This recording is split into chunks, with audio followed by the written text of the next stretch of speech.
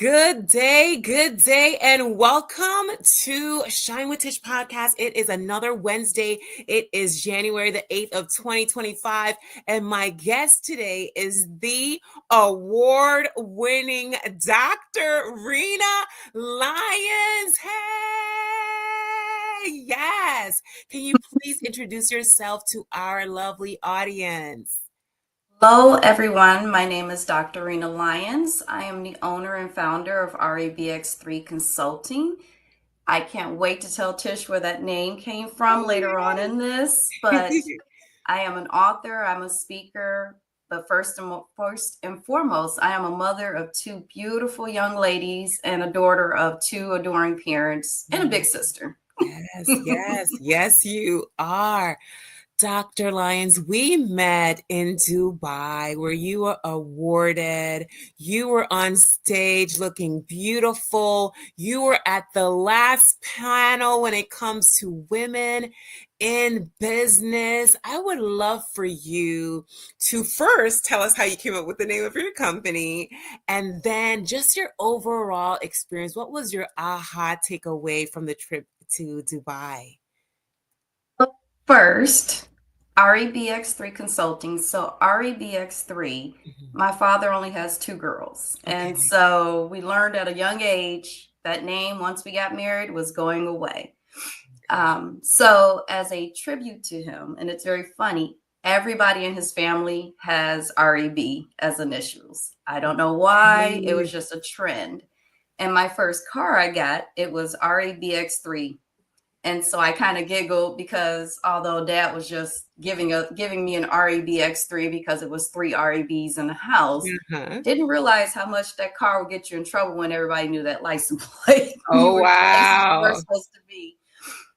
So as a tribute to my father, I started REBX3 Consulting, and we have been striving ever since. Nice. That's such a special honor. I love it when families are healthy and loving each other, especially when a lady has their dad in their life and there's a great relationship. It's priceless for sure. And my trip to Dubai, Tish, as you know, we had 3 days of jam-packed, like knowledge. It was just wonderful. But I really love the panel that I sat on. We spoke about empowering women in corporate America and the perspectives, the different countries. So we had someone there from India, Germany, Dubai, Saudi Arabia, myself, and just learning about what women go through, not only in corporate America, but in the different countries. And I know I walked into there thinking as a Black woman, oh God, I'm not making it, like it doesn't matter. I can go get as many degrees as I want. Sometimes corporate America hurts my feelings. And then I learned from these ladies and the 48 hours I was there that, hey, it's just not, America. It's just not America. It's everywhere. We women have to come together, empower each other, uplift each other, and just strive. And it's just not about empowering women. It's about empowering men and empowering our children and our next generation. So, gosh, I walked away with a unplanned panelist, but I'm a believer that God puts people together for a reason. So I walked away with friends and a stronger international network of women who are like, we're going to do this. We spoke about doing a conference together. We even started our own little chat group. I did too. We started our own little chat group and keep up with each other. Like today is a news birthday. So, just little things like that. And it's just amazing because we didn't know each other, but we walked away as truly friends and companions and support group. I don't know if you noticed when we were at the conference, we purposely sat together and we were each other's cheerleaders. We support, like we were running between different panels because other people spoke on different, like we were just our own little support group, and it just was so much fun. You know what, Dr. Lyons? This is the second time I went to the 2.0 conferences. In 2023, I went to the Education 2.0. And then last year, December of 2024, I went to the CXO 2.0. And I have two sets of chats One from the amazing people that I met at 2.0, Jeff Klubeck, Dorothy Enriquez, Pretty, and then I have my Fave Five also, from who I were either on panels, sat with, did lunch with, from the CXO, and you were my first guest here, but a lot that are going to be coming are from that space that we were in, that mastermind, that think tank, right? With the who's who, the best that the globe has to offer in the space of business. So I'm so glad that we have similar experiences, that it's not just an event, it's not just receiving an award, but it's an opportunity to change spaces that we're in, to be that listening ear, that shoulder crying. How can we be a part of the change that we want to see, so that we can do stuff internationally together, however we decide to, continue to work that out, speak it until it happens, right? That is phenomenal. That's funny. You said you went to two of them. I was actually at the Las Vegas one in March. So Nice. out of that, I was very excited. We talked about industrial organizational leadership, which is part of what I teach with business psychology at the Chicago School. Yes. And from that relationship, I was able to get my students internships, like connect them with other businesses to do internships so that they can Nice. finish their master's degree. And my students love it. Of So course. I can speak highly of CXO and just the connections and that networking and what I walked away with, Yes. Yes. It's so i.e. good. meeting you. Exactly. So, when did you know? I know that you coin yourself as the queen of EI. Ding, Got my tiara, I put it ding. on. Yes, the queen of emotional intelligence. When did you know that was your niche? I will say when I actually was working on my dissertation. So I was working on collaborative teams in the education system. And I started just realizing, hey, the reason people can't collaborate is because they don't have relationship management skills. So then I started researching relationship management skills, came across Daniel Goleman, fell in love with emotional intelligence. And this is while I was still in Chicago. When my job switched me here to Dallas, Texas, where I'm currently at, I was amazed. We got a new CHRO who came in, and she talked about emotional intelligence. And I was like, oh my God, it's meant to be. And it's just a tool, an assessment, a part of who I am, who I have just carried throughout every journal, because it has helped me relate with other people. But I had to start with myself. Like I had to learn what my triggers were, who I was as a person. And then I had to learn how to manage myself before I could go out there and help others. So it has helped me through divorces. It has helped me through relationship issues. So I love EQ because you can apply it both personally and professionally. Absolutely. And it's where I am. So I have coined myself the queen of EQ here in Dallas, because there are not a lot of Black women who are certified in the field of emotional intelligence. On top of being a business psychologist, most of the demographics that I looked up when I was really like finding my niche and narrowing it down really were over the age of 65. They had outdated, Theories. theories that they were using. And I was like, oh, I'm about to modernize this. And then I realized that in the Black community, we really don't talk about emotional intelligence. That coined phrase, the angry Black woman, drives me crazy. Like, why do you think we're the angry Black woman? So what I do, and I found a circle of women, is I really just talk about how do we control our emotions? How do we control how we feel? How do we control or identify what those triggers are that set us off to get that horrible term and coined the angry Black woman? Like, what is it that we've gone through in our lives? Is it past struggles? Is it trying to make it up? Like, we're not angry. We're just trying to make it. You know what? In my experience, Dr. Lyons, there's so much. I mean, that we can probably do another take in next month to just dissect EI, or even maybe in March for Women's Month. I think on That the is 8th, around then, we have yeah. International Women's Day. And I find that some women, like, there's a new young lady that I'm following on IG, and I wrote down my notes yesterday, and I loved it because I love branding and how you represent yourself, how you show up is everything. That's half the battle. And so yesterday I wrote down, because I like to shine, I like to help my clients to shine and be their best. And so yesterday I wrote down from Mrs. Amanda Ferguson on IG. Your life changes at the speed of what you disallow. That is deep. I'm Very gonna deep. have to go follow her. Yeah, That is she is very deep. banging. Her husband is banging too. They have the beautiful family. Another thing that she quoted, Coco Chanel, elegance is refusal. Hmm. So I find that, I didn't come from the perfect home, but it was perfect for me, right?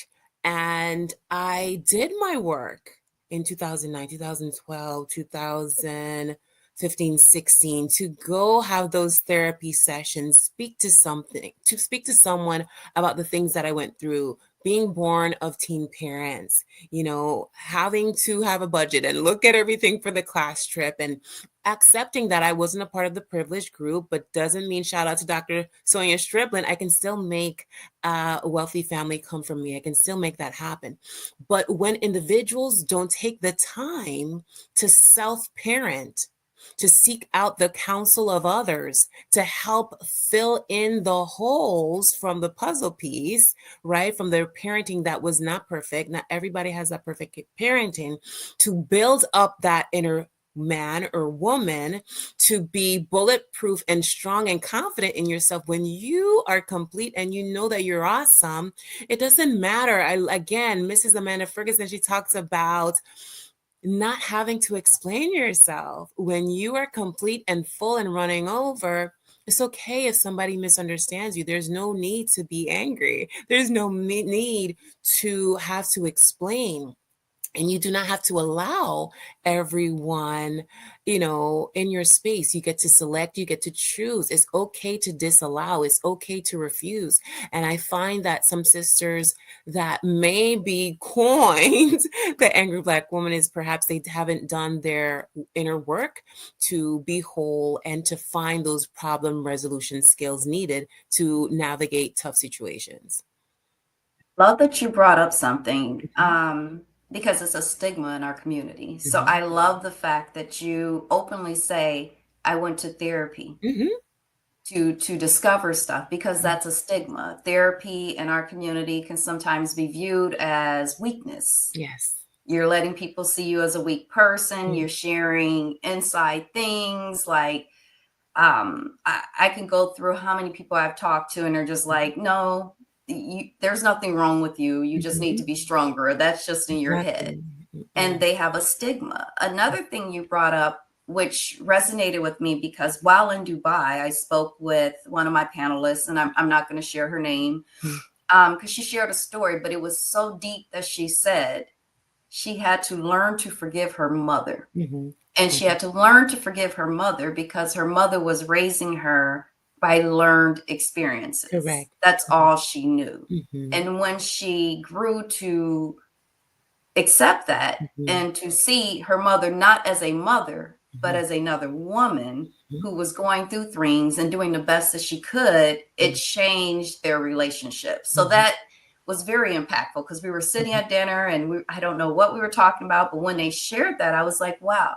Another thing we don't do, which ties into EQ, is being vulnerable Yes. and learning to forgive others Yes. because there may have been some lack of communication or lack of Mhm. understanding, but really understanding what that person's going through because that may help you with your triggers as well. So I Absolutely. love that you talked about that. I also want to shout out Nona Jones and her newest book, The Gift of Rejection. And her story is so powerful. She talks about her mother who was a narcissist and having to separate from her relationship with her mother to maintain her mental health and to be the best wife and mother she could for her husband and her two sons. So I just want to shout that out. If you haven't got the book, check it out. It's just pretty much amazing when you are self-aware, when you've done your work and you can establish and maintain boundaries that are good to protect you is where it's at. It's not about a wall, but a gate to see, hey, you can come in, but if you're gonna hurt me, then I'm gonna have to escort you out because my mental health is everything. My heart is everything. You can't get it back. And I love that you brought up The Narcissist because that's one of Mhm. the books that I wrote. The Narcissist Web and How Emotional Intelligence Helped Me. It saved my life. I Yes. went through a horrible relationship where I did not realize the signs. I didn't see those red flags there. I just saw what I wanted to see. Mhm. Other people started seeing it, but I didn't. Mhm. And it took, and I'm very open about this. I'm Mhm. open about it in my book. My girls talk about it.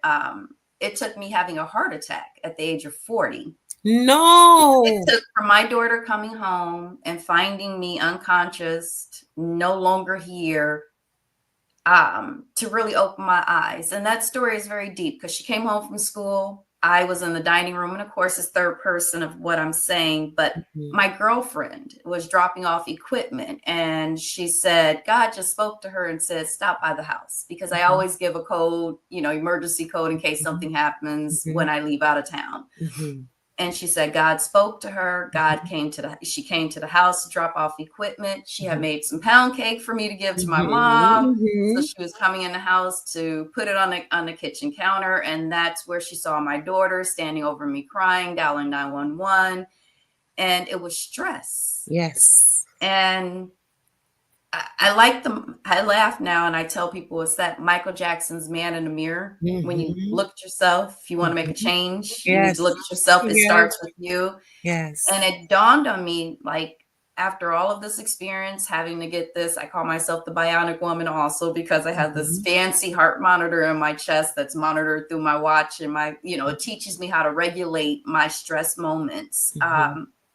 But I had to look in that mirror and reflect and start all over Mhm. and become self-aware and then just start seeing the roads. And when we're talking about therapy, I had to Mhm. go through therapy to help Mhm. me identify you are dealing with a narcissistic Yes. person Yes. and the stress of trying to compromise, the walking on eggshells. In Mhm. my book, I call him Mr. Charismatic. Mhm. Everybody loves him. Oh, Everybody who meets him yes. loves him. He's wonderful. But behind Yes. closed doors, the Oh my gaslighting, God. like Trust gaslighting me, is I real. know. Very much The so. gaslighting, the slowly chipping away.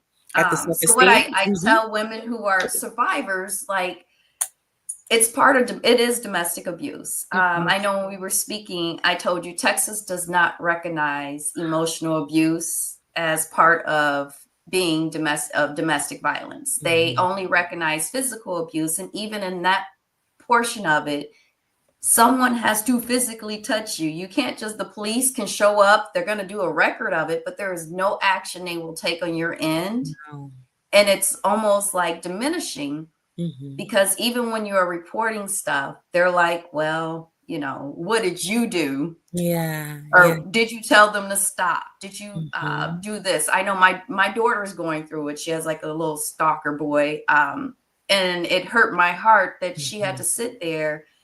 And I was just like, what is wrong? Like, I love Texas, but what is wrong? Like, you Mhm. all Yeah. are not realize something has to physically happen to you for you Wow. guys to take action. Even in the court systems, when you're trying to get a divorce, if Wow. I was physically abused with pictures and documentation from the police and there was an arrest record and all of that, Mhm.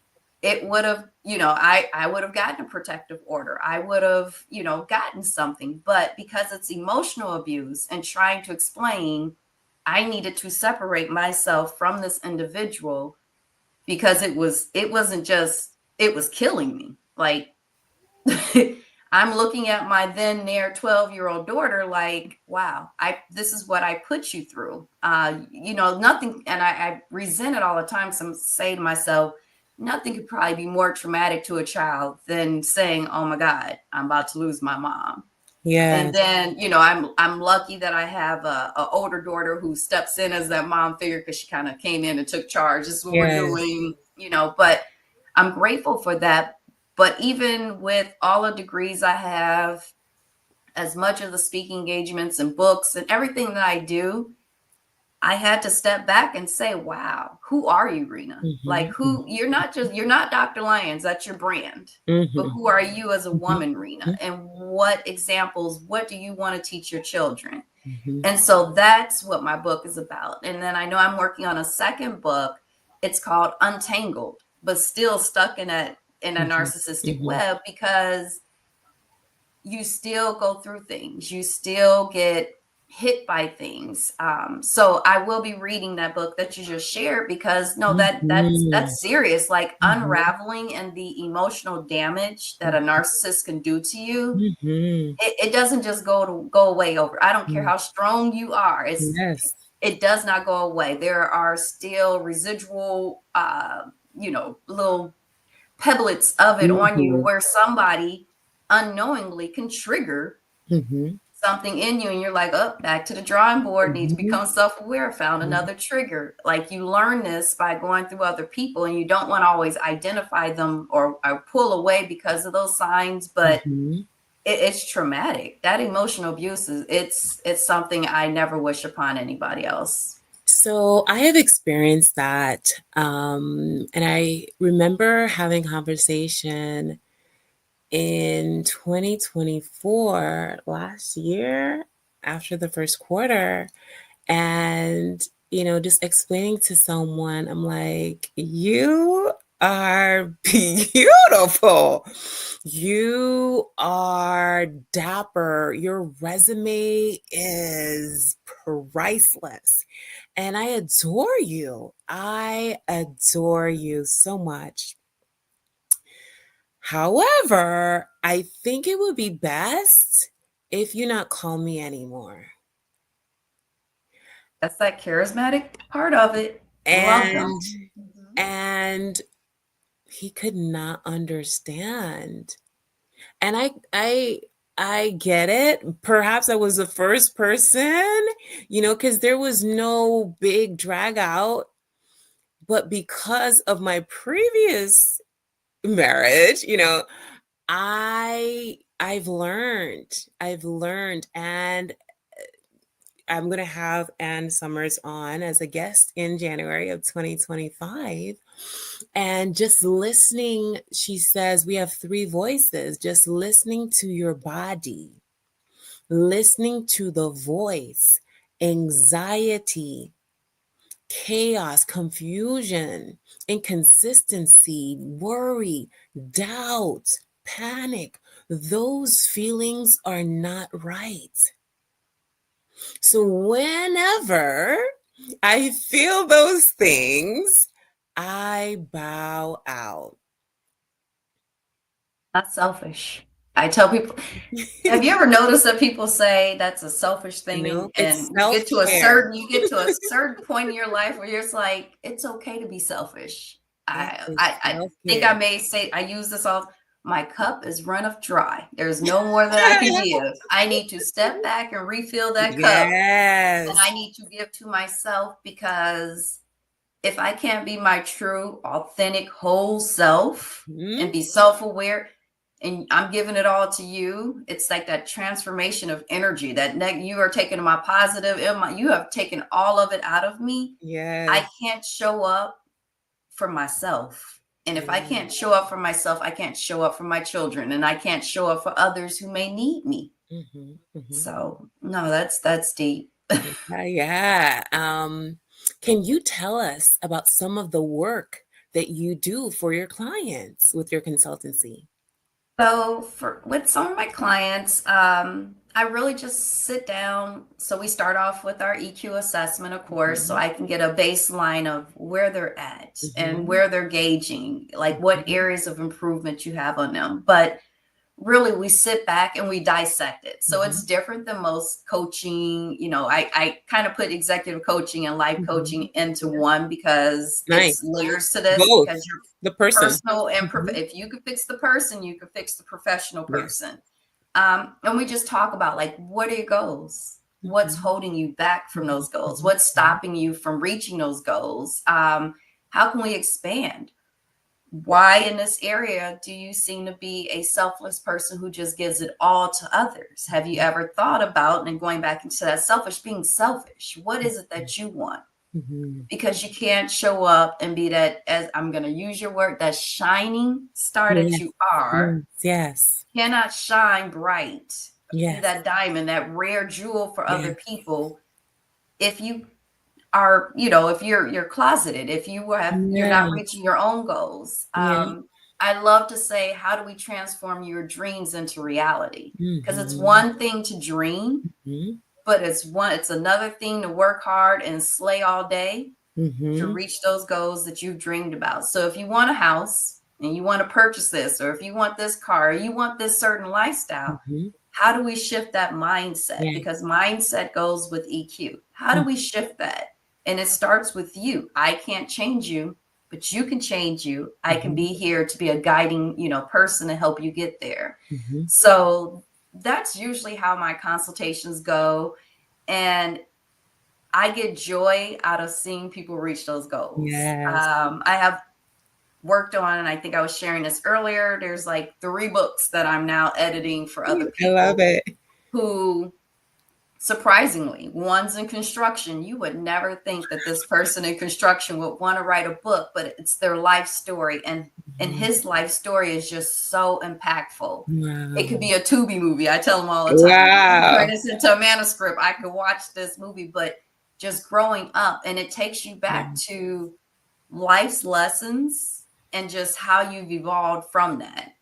Another individual, Michael Lewis, who also sits on my team, he did God's transformational journey, but he added emotional intelligence in there. So he talks about how you transform, how God has spoken to you.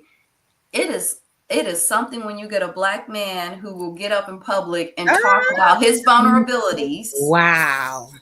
Why relationships didn't work and what he did wrong in those relationships. Wow. When he speaks, I tell you, Tish, it is powerful, because it's very seldom that you get a man to say, this is what I did. However, it was childhood trauma. This is learned behaviors. Covering for myself. If I didn't feel loved by somebody, or I wasn't getting somebody, I knew I could go over to this person. And to admit the hurt that they've put on. Like, he talks about the hurt he put on his ex-wife, the hurt he put on, how he needs to show up for being the man he is. And he just said, God transformed me. I went back to church. I got my prayer closet. I sat in there. I talked. And it was just, it's power. Like, it takes me to a whole nother level. And he applied emotional intelligence to that transformation, because he had to go back to being self-aware of who he was in order to manage that.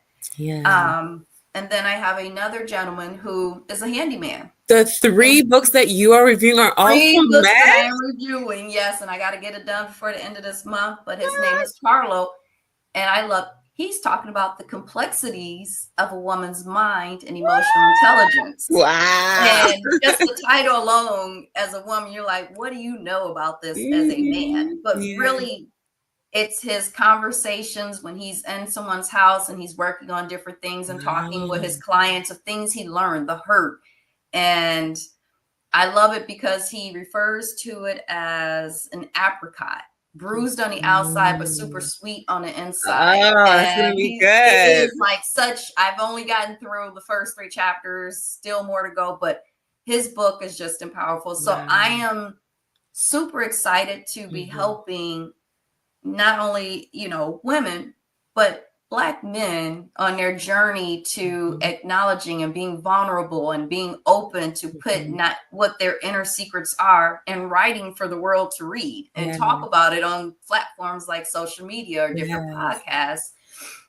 So May 24th here in Dallas, I'm hosting my first author's night. I love And it. I'm very excited because these gentlemen are flying in to speak about their books. And then Nice. there's another lady, Dr. May Lee. She talks about the millionaire mindset of women. Yes. Yeah. And it's funny, again, titles can be deceiving because you would Mhm. think that in the book she's talking about how to become a millionaire. Mhm. But really, she's switching that around because what she's saying is if you want to be a millionaire, you need to have that millionaire mindset. Yes. Yes. You need to switch that mindset. You need to Mhm. surround yourself with like-minded people. You need to Correct. have that network, that supportive group that uplifts you in different Mhm. things. So if you want to read her book is awesome. It's on Amazon now. Beautiful book.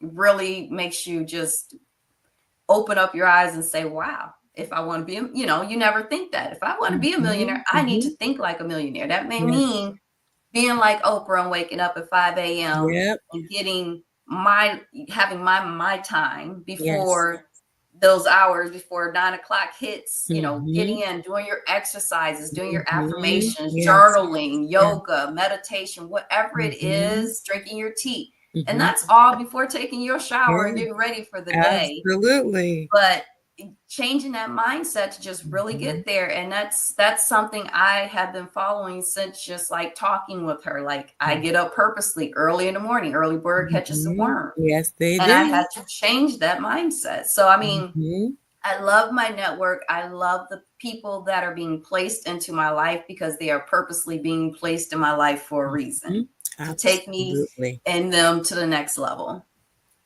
Can you the last question I have for you is, can you tell us about your sister entrepreneurial circle and how you all benefit from each other?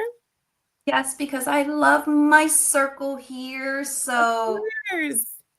met them all through an individual named Natalie Clark, and she's the Mhm. founder and owner of I Am Strong Foundation, which means I am striving to reach the next generation. She has this nonprofit that gives back into young girls to empower them. Yes. Then she started this Walking in My Purpose conference where we Okay. met, we started traveling everywhere to talk about empowering other women. Mhm. And from that, she does like monthly brunches. Their theme, they're very cute. It's a Nice. Dallas thing. It's a I Dallas love thing. We it. get dressed up and go there. But from that network, I've been able to meet like other empowering women. Mhm. And like CJ, she has Mindset Collection, first Black woman to own luxury watches here in the Dallas area. Nice. I've met Robin Kelton, Mamapreneur Podcast. I have met Mhm. Shauna Mills, who does Gigi Lips Diaries, just the network. And I love it because, and I don't mean to sound when I say this not negative. And as Black women, we feel we compete with each other. Mhm. It's I want to be the best. It is something when you have a network of Mhm. individuals who empower you. Like, Yes. what do you need to do? What do you need? Yes. What do Yes. we Yes. need? Like I have Tiara from Tiara's PR Network. What Mhm. do you need? And Yes. it's different when people show up to support you, Yes. not to blindside you or halt Yes. your path in life. They are truly a network, a sisterhood Yes. to say that Mhm. I have Building. here in Dallas, that if I go offline and I'm quiet, they are Mhm. just dinging me. Hey, everything okay? It's like they It's sense something's awesome. wrong. And it's Mhm. just great because my family's in Chicago, so it's me. Mhm. Yes. My parents are here, my sister, they just moved here, but for the longest it was just me and my girls. And so Mhm. to have this network of women who were just like, okay, we're gonna cheerlead you on. You're going to Dubai. Yes. Congratulations. Yes. It wasn't just me, it was we are doing this Yes. together. Yes. Hey, this opportunity opened up, not in my niche, but I told them I know Mhm. somebody who can help you. Just word of mouth, Yes. sharing, and not using the term hating on each other, Mhm. not wanting to Mhm. see each other succeed. That is Mhm. very rare. So Yeah. I am very lucky to have that network here in Dallas. Yes. How can our listening audience book you, find out more information from your website, all the handles on how they can reach Dr. Rena Lyons? So I am Dr. Rena Lyons with a Y, not an I, on all social media platforms. And you can also book a consultation with me at www.drrenalyons.com. Mhm. Or you can reach me at support@drrenalyons.com. Yes. So, Well, Rena, Dr. Lyons, it has been too good of a time. I Too good of a time. know. We have to have one in March for International Women's Day. I would love to have you as one of my guests because we just scratch the surface. There's still so much for us to share with the world that I have prepared that I like to ask you at our next session. So thank you so much for being a part of Shine with Tish podcast and listening audience. Until next time, keep shining. Toodles.